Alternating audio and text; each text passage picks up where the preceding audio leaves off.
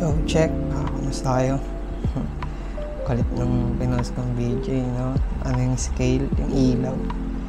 Ano pala siya? Sakit sa mata.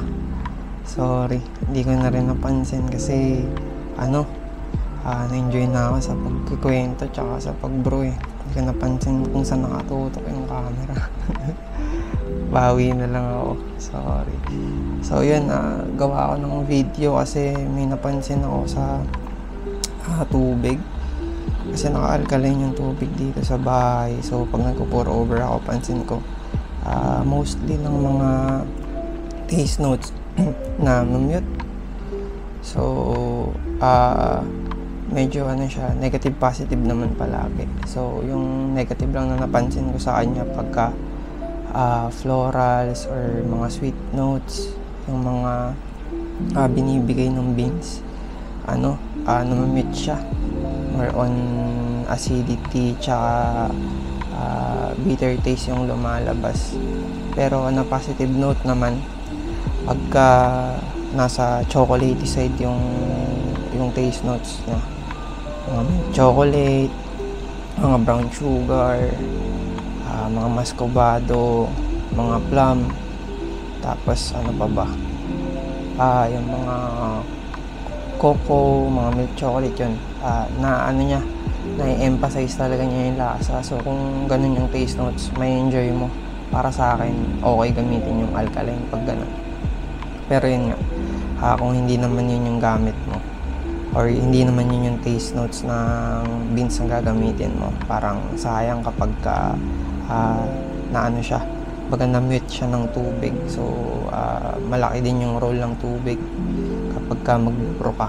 So di na natin masyado lalaliman kasi aaralin ko pa din. May experiment lang ako ngayon kaya gagawan ko din ng video kasi sayang naman. So yun, focus ko ng maayos sa pagbuburo yung video. Sana okay na this time. And thank you. Yun, so medyo na-setup ko na siya ng maayos. So subukan natin kung ano yung pagbubro. And tara, timbang tayo ng 15 grams ulit. Mali pala yung nasabi ko last time, 1:16 pala yung gamit ko, 15 pala yung nabanggit ko.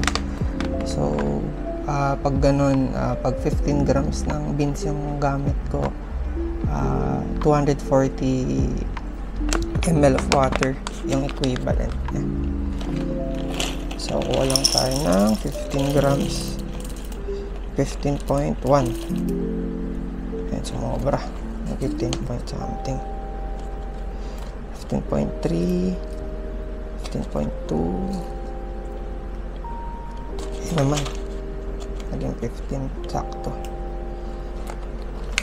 Ayan, pwede na yan.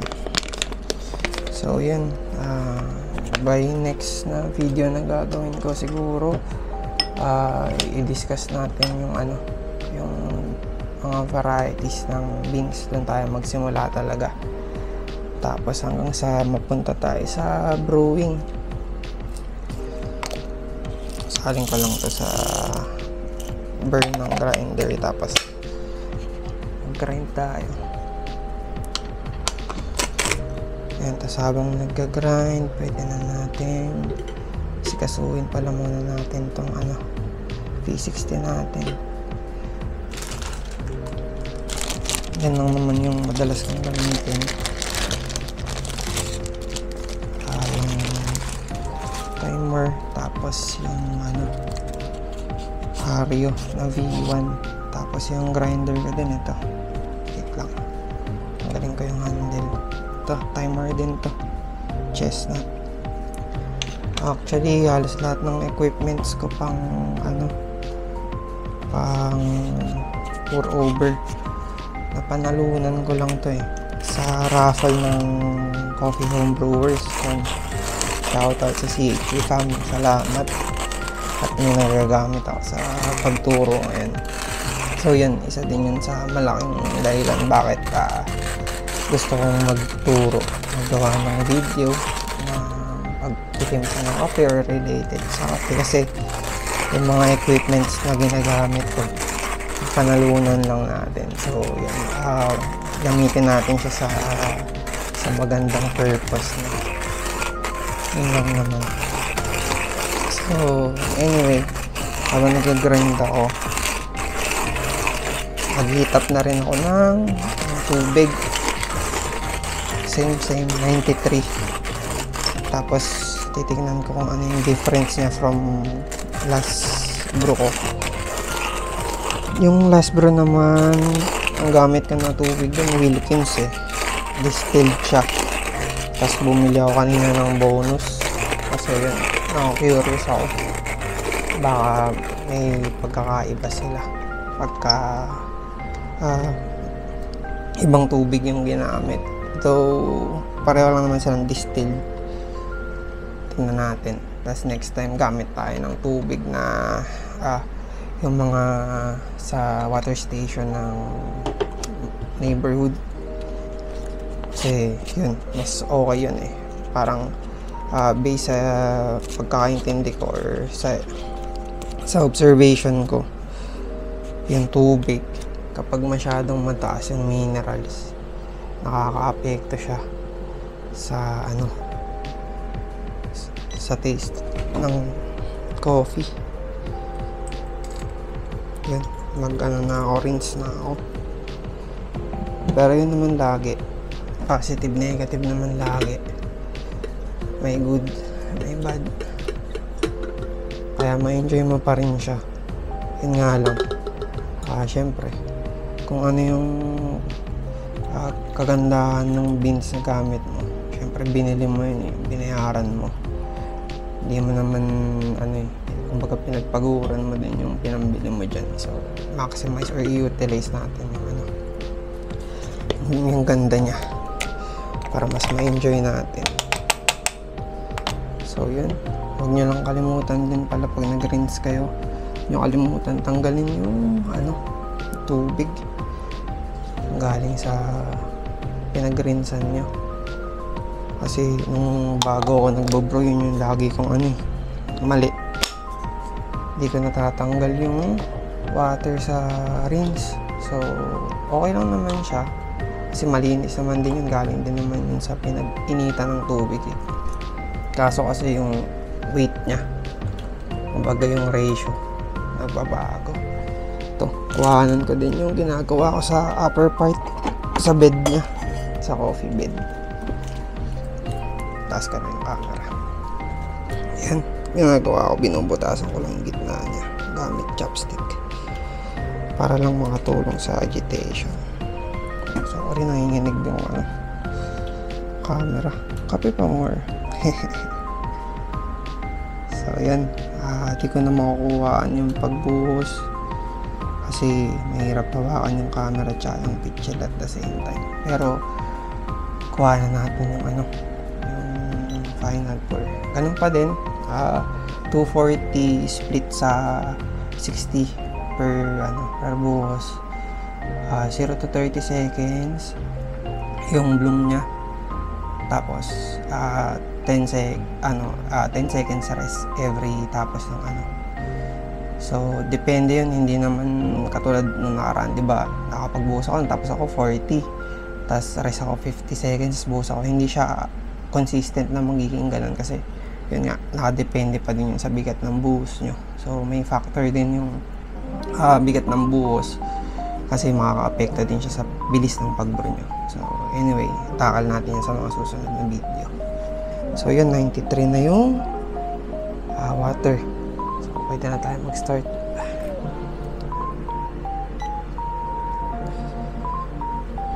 ...30 seconds... 60 yung... niya, wait. Yan. Tapos agitate tayo. Tapos ngayon, dito na lang ako mag-agitate sa bloom. Hindi na ako mag-agitate sa tawag dito, sa last. Kasi nung last pour ko, nag-agitate ako, medyo mas bumilis siya. Natapos siya ng 2:10 or 2:15 seconds. So yun. Excuse, second tayo, second pour 120. Tapos tayo 47, buhos tayo 57. Tapos ang normal na nangyari sa akin dati, masyado akong OC dun sa timbang tsaka sa oras. Di ko na napapansin yung bigat ng binubuhos ko. So yun lang, parang advice ko lang na mas mag-focus kayo dun sa bigat ng binubuhos, no? Tapos tsaka nyo i-check yung time tsaka yung weight, kasi mas malaki yung factor ng bigat ng buhos nyo, kasi mapapabilis or mapapabagal yung bro nyo pag ganun. Na ako, final pour na 240. Yun. Tapos i-experiment ko na rin yung kung ilang beses ba pwedeng i-reheat yung tubig, tapos gamitin ulit siya, kung ano ba yung magiging effect niya, diba? Para matest lang natin yung ilang beses siya pwede i-reuse, para bawas din sa tapon ng tubig. Kung goods pa naman, gamitin pa natin. So yun, nasa 2 minutes na. So ito yung bed ko. Ayos naman, looking good, kasi kaya ganyan siya. Medyo kalat dahil di ko siya di ko na siya in-swirl nung last part. So yun, tama lang din, kasi 2 minutes and 30 seconds nag-slow down na yung niya, drawdown niya. So sakto, 2 minutes and 45 seconds ang ating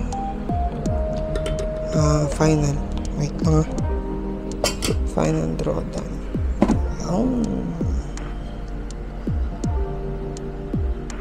Bago lang to, kasi medyo medyo okay naman na. Iwasan ko lang matutukan yung patay na pala natin ilaw. Yan, ganda yun, no? Kape na rin kayo, sama-sama tayo mag-palpitate. So yun, wala na naman akong kutsara. Ito na lang ulit gagamitin ko, yung chopstick. Basta mahalo lang naman siya ng maayos. Kulit nung nung ginagamit ko. Hindi kasi nakakapag-set up ng maayos, na tataranta pa eh. So yun lang naman.